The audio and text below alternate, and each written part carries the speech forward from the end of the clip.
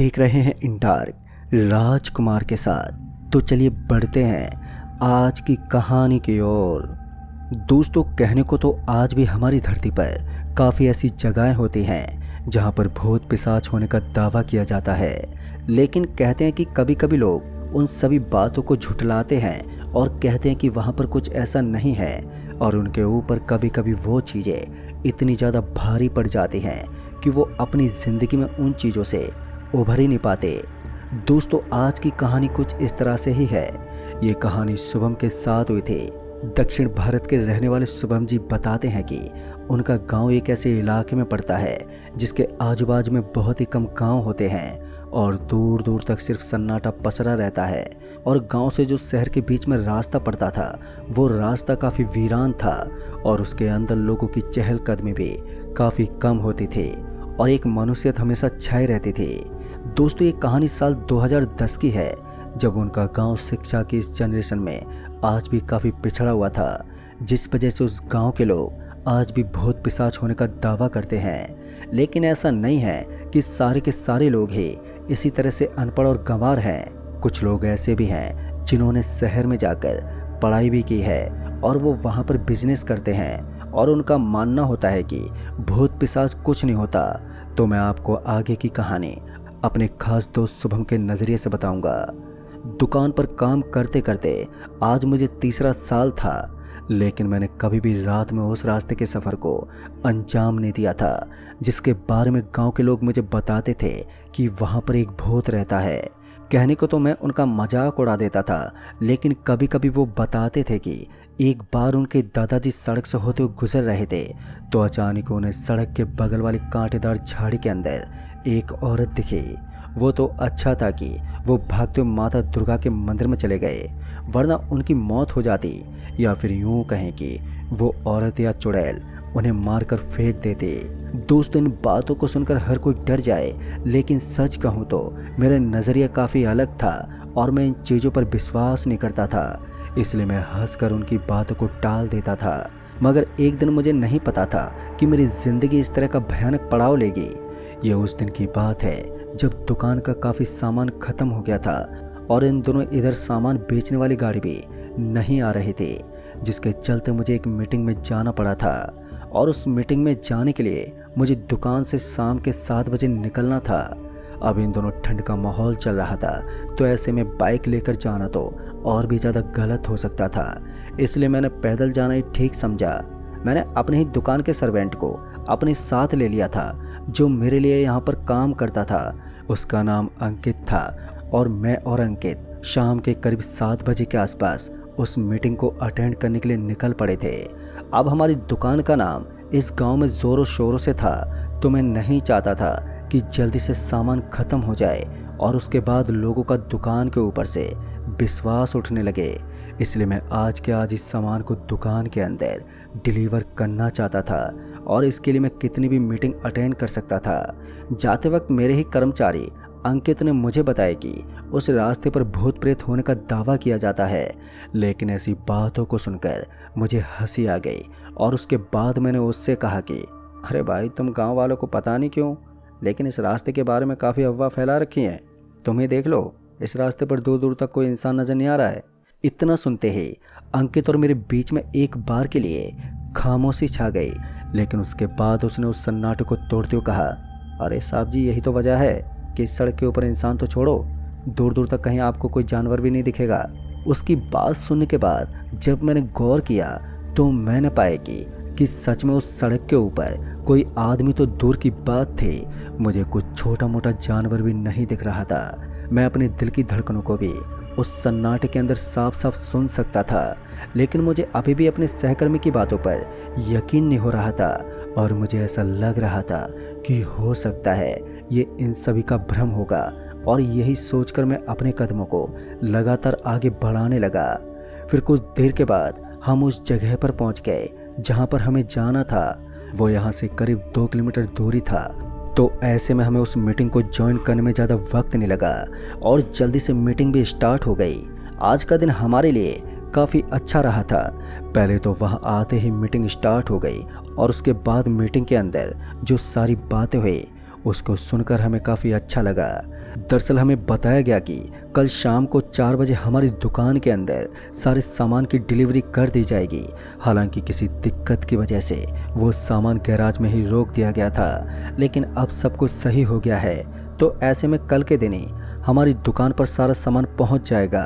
जब हमने इतना सारा काम निपटा दिया था तो उसके बाद हमारे लिए टेंशन की कोई बात ही नहीं थी। और उसके बाद मैं और मेरा सहकर्मी हम दोनों वहां से निकल पड़े। लेकिन जाते वक्त कंपनी के मालिक ने हमें फिर से बुलाया और किसी चीज़ को लेकर बात करने लगा। और उससे बात करने में मुझे पता ही नहीं चला कि आखिर कब वक्त बीत गया।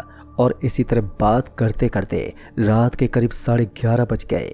और फिर उसके बाद जाकर हमें टाइम मिला। ऊपर से ठंड भी अब लगातार बढ़ती जा रही थी। उसकी वजह से हमें काफ़ी परेशानी होने वाली थी। और जब मुझे इस चीज़ का एहसास हुआ कि घर जाने में मुझे बहुत ही ज़्यादा दिक्कत होने वाली है, तो मैंने अपने सहकर्मी को बोल दिया कि वो मेरे घर पर ही रुक जाएगा, क्योंकि उसे भी अपने घर जाना था और उसका घर यहाँ से काफ़ी दूर था। ऐसे में मुझे लगा कि उसे मेरे घर पर ही रुक जाना चाहिए। फिर उसके बाद हम दोनों रात के करीब 11:30 बजे के आसपास गांव की तरफ रवाना हो गए। गांव से उसका घर थोड़ा आगे पड़ता था, इसलिए मैंने सोचा कि सुबह उठकर मेरे साथ ही दुकान के अंदर चला जाएगा। और वैसे भी कल गोदाम को खाली करना होगा, क्योंकि कल एक्स्ट्रा सामान आने वाला था। फिर उसके बाद मैं और मेरा वो सहकर्मी हम दोनों अपने गांव की तरफ रवाना होने लगे। चलते चलते अचानक से उसने कहा, अरे साहब जी, मुझे ऐसा क्यों लगता है कि आज हमारे साथ कुछ बुरा होने वाला है। ना जाने क्यों, लेकिन उसके चेहरे पर इस चीज़ की चिंता साफ झलक रही थी और वो काफ़ी डरा हुआ लग रहा था। जब मैंने उसका चेहरा देखा तो मुझे काफ़ी हंसी आ गई। और उसके बाद मैंने कहा, अरे बुड़बक, तू भी काफ़ी डरपोक है। चल कोई बात नहीं, मैं तेरे को आज दिखा देता हूँ कि भूत वूत कुछ नहीं होता, ये सब बस कहने की बातें होती हैं। मैंने ये एक बार नहीं कहा था, बल्कि इससे पहले भी कम से कम 50 बार इस बात को अपने सहकर्मी के सामने दोहराया था कि सब बस दिमाग का खेल होता है, वास्तव में ऐसा कुछ नहीं होता। लेकिन उसे कभी भी मेरी बातों पर बिल्कुल भी विश्वास ही नहीं होता था। अभी हम दोनों आगे चल ही रहे थे कि अचानक से हमें ऐसा लगा कि सड़क के बीच में कोई फिसल कर गिर गया है। और ये आवाज़ इतनी ज़्यादा तेज़ थी कि वहाँ पर पड़े छोटे छोटे कंकड़ पत्थर भी इधर से उधर उड़ने लगे थे। मैं समझ गया था कि कुछ तो था जो वहाँ पर गिरा था, लेकिन जैसे मैंने पीछे पलट कर देखा तो मुझे वहाँ पर कोई भी नज़र नहीं आ रहा था। आसमान के बादलों से सिर्फ हल्का हल्का चांद दिखाई दे रहा था और उसकी रोशनी में हमें जो चीज़ नज़र आनी चाहिए थी अब वो वहाँ से गायब हो चुकी थी। जैसे मुझे इस चीज़ का एहसास हुआ कि वो चीज़ वहाँ से गायब हो चुकी है, तो मुझे एक बार में समझ नहीं आया कि आखिर ऐसी कौन सी चीज़ होगी जो सिर्फ 1 सेकंड के अंदर ही गायब हो गई थी। और उसके बाद मैंने अंकित की तरफ देखा और उससे आंखों ही आंखों में इस चीज़ के बारे में पूछने लगा। जब मैंने लगातार उसकी तरफ देखा तो वो भी मेरी तरफ देखकर मुझे भी यही सवाल पूछने की कोशिश कर रहा था कि आखिर वहाँ पर क्या होगा। अब मुझे उसे तसल्ली देने के अलावा कोई और रास्ता नज़र नहीं आ रहा था। तो मैंने अंकित से कहा, अरे भाई डर मत, मैंने अभी भी यहाँ से एक बिल्ली को गुजरते हुए देखा है, वो यहाँ पर फिसल गई थी। ये कहने में बड़ा ही अजीब था कि एक बिल्ली फिसलकर भले नीचे गिर सकती है, लेकिन इसके अलावा मेरे पास कोई दूसरा रास्ता भी नहीं था, क्योंकि मैं अपने आप को सही साबित करना चाहता था। और साथ ही मुझे भी ऐसा ही लगा कि शायद कोई छोटा मोटा जानवर होगा। इसीलिए मैंने भी इस बात के ऊपर ज़्यादा ध्यान नहीं दिया और अंकित के साथ आगे बढ़ने लगा। मैंने 3 या 4 कदम आगे बढ़ा ही थे कि मुझे फिर से बिल्कुल उसी तरह का एहसास हुआ जैसे मुझे यह एहसास हुआ कि फिर से हमारे करीब आकर कोई फिसल कर नीचे गिरा है। तो इस बार तो मेरे भी रोंगटे खड़े हो गए और उस कड़कड़ाती हुई ठंड के अंदर मेरे भी दांत आपस में कटकटाने लगे थे। मेरी हालत अब कुछ इस कदर बिगड़ गई थी कि मैं कुछ कह पाने के लायक भी नहीं था और मेरी जुबान के अंदर से कुछ निकल भी नहीं रहा था और अंदर ही अंदर मुझे काफ़ी बेचैनी हो रही थी। अब ये पहली बार था जब मैं किसी पैरानॉर्मल एक्टिविटी के सामने इस तरह से खौफ खा रहा था। कुछ देर तक तो मैं अंकित से भी कुछ नहीं कह पाया, लेकिन उसके बाद जब अंकित को लगा कि मैं समझ गया हूँ कि वास्तव में यहाँ पर कुछ ऐसा है जो हमारी समझ से बाहर है, तो उसने कहा, मैं जानता हूँ कि आप शहर में रहने वाले लोग हैं, लेकिन आप इस चीज़ के बारे में नहीं जानते कि जब आपकी उम्र छोटी हुआ करती थी तब से लेकर आपके पूर्वज भी इन्हीं बातों पर विश्वास करते थे। अंकित की बातें सुनकर मैं बहुत ही हैरान हो गया था, क्योंकि अंकित उम्र में मुझसे काफ़ी छोटा था और वो मुझसे इस तरह से कभी बात नहीं करता था। तभी मैंने अंकित के ऊपर चढ़ते हुए कहा, तुम्हारा दिमाग तो ठीक है ना, तुम मुझसे इस तरह से कैसे बात कर सकते हो? मेरी बात सुनकर उसने कहा, मेरा दिमाग बिल्कुल सही है, तुम्हें अपना दिमाग ठीक करने की ज़रूरत है। इस बार जैसे मैंने अंकित की तरफ घूरते देखा तो मेरे पैरों तले ज़मीन खिसक गई। दरअसल मैंने देखा कि अंकित की आंखें अब चमकने लगी थी और वो किसी सफ़ेद पत्थर की तरह बन गई थी, जो काफ़ी ज़्यादा खुंखार लग रही थी। ऐसा लग रहा था कि वो मेरे खून का प्यासा है। जब मैंने अंकित की हालत देखी तो मुझसे रहा नहीं गया और मैं तुरंत ही धूम दबाकर वहाँ से भागने लगा, क्योंकि मैं समझ गया था कि अब अंकित के पास रुकना मतलब कि अपनी मौत को दावत देने जैसा है। मैंने इतनी जल्दी जल्दी भागना शुरू कर दिया था कि मैं किसी भी हालत में रुकने वाला नहीं था। कुछ देर तक भागने के बाद मैं एक पीपल के पेड़ के नीचे पहुंच गया था। मुझे लगा कि उस पीपल के पेड़ के नीचे मेरे लिए एक सुरक्षित जगह होगी, लेकिन मुझे क्या मालूम था कि जिस जगह को मैं प्रोटेक्शन मान रहा था वही मेरे लिए खतरा बनकर उभर जाएगी। उस पीपल के पेड़ के नीचे जाने के बाद मुझे ऐसा लग रहा था कि मेरी सांसों के अंदर अचानक ही गिरावट आ गई थी और अब मैं तेज तेज सांस लेने की कोशिश कर रहा था। फिर उसके बाद मुझे इस पीपल के पेड़ के नीचे कुछ ठीक नहीं लगा तो मैं फिर से वहाँ से भागने लगा, क्योंकि अब मेरे पास वहाँ पर रुकने का कोई मतलब नहीं था और मैं जानता था कि अगर मैंने कुछ भी गलत करने की कोशिश की तो फिर मैं आज पक्का मारा जाऊँगा।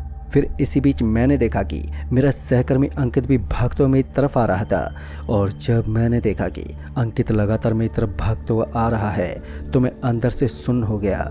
मुझे लगा कि अब तो मैं पक्का मरूंगा, लेकिन जैसे वो मेरे एकदम पास आया तो मैंने देखा कि अब तक वो एकदम नॉर्मल हो चुका था और जैसे मैंने देखा कि अब वो ठीक हो चुका है तो मुझे एक चैन की सांस मिली। और उसके बाद अंकित ने बताया कि अब उसका शरीर एकदम गर्म हो चुका है और वो कभी भी बेहोश होकर नीचे गिर सकता है। देखने में उसकी सांसें काफ़ी फूल रही थी और ये सुनकर तो मुझे काफ़ी अजीब लग रहा था, लेकिन उसके बाद हम दोनों फिर से वहाँ से चलने लगे। अब यहाँ से गांव का रास्ता ज़्यादा दूर नहीं था। अभी तक जो चीज़ें हमें महसूस हुई थी वो काफ़ी ज़्यादा डरावनी थी, लेकिन अभी तक मैं समझ नहीं पा रहा था कि आखिर हमारे साथ क्या क्या हो रहा था और आखिर वो कौन कर रहा था। उसके बाद रास्ते पर चलते हुए अंकित ने मुझे बताया कि यहाँ पर एक दाइमा नाम की डायन रहती है। कहते कि रात होने के बाद वो इसी जगह पर मंडराने लगती है, कोई भी उसके एरिया में कदम नहीं रख सकता। सुनने में तो ये काफ़ी अजीब लगता था, लेकिन उस वक्त उसकी बातों पर विश्वास करने के अलावा मेरे पास कोई दूसरा रास्ता नहीं था। उसके बाद हम दोनों सही सलामत गांव के अंदर पहुंच गए और जैसे हम गांव के अंदर गए तो अंकित ने कहा, आज तो सच में हमने बाजी मार ली, वरना आज तक कोई भी आदमी वहाँ से सही सलामत बचकर नहीं लौटा। दोस्तों, मुझे नहीं पता कि आखिर उस डायन ने हमारे साथ इतना गलत क्यों नहीं किया, या फिर यही कहें कि उसने हमें कोई भी नुकसान नहीं पहुंचाया था। हालांकि उस रात हमारे साथ जो भी हुआ था उसके बाद मेरे मन में एक दहशत बैठ गई और मैं समझ गया था कि आज के बाद कभी भी मैं इस रास्ते पर रात में नहीं जा सकता और अगर दोबारा मैंने यही गलती कर दी तो फिर इसके बदले मुझे मौत मिल सकती है। फिर उसके बाद मैं कभी भी शाम के 6 बजने के बाद उस रास्ते पर कभी नहीं जाता। और फिर जब मैंने अंकित को रात में उसकी करतूतों के बारे में बताया तो उसने बताया कि कभी कभी वो किसी के शरीर को अपने बस में कर लेती है, लेकिन भगवान का शुक्र था कि हम दोनों सही सलामत बच गए। तभी हमने बगल के मंदिर के पुजारी बाबा से अपनी अपनी कलाई पर एक ताबीज़ भी बनवा लिया और फिर उसके बाद से अभी तक सब कुछ ठीक ठाक है। तो दोस्तों, इस कहानी में बस इतना ही। कहानी आपको पसंद आई हो तो वीडियो को लाइक शेयर ज़रूर कर दें और साथ ही हमें नीचे कमेंट बॉक्स में ज़रूर बताएं। तो मैं आपका दोस्त राजकुमार जल्द ही मिलूँगा ऐसी एक और नई कहानी के साथ। तब तक के लिए बाय एंड टेक केयर।